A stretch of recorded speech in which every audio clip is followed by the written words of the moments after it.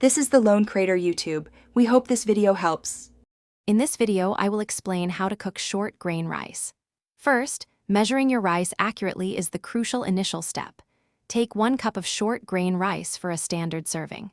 Rinsing this rice thoroughly removes excess starch, which in turn prevents an overly gummy texture.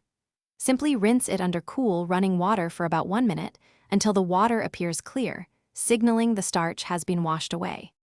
Achieving the ideal texture for short grain rice starts with the correct water ratio. For every 1 cup of short grain rice, add precisely 1 1/4 cups of water. After adding the water, allow the rinsed rice to soak for 20 to 30 minutes. This soaking period is vital. It helps the grains absorb water evenly, promoting a tender and fluffy outcome when cooked every single time. To begin cooking, bring your rice and water mixture to a rapid boil over medium-high heat without a lid.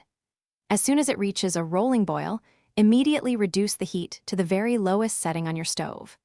Cover the pot tightly with its lid, then allow the rice to simmer gently for precisely 15 minutes. It is crucial not to lift the lid during this time. The trapped steam is essential for perfectly cooking the rice grains.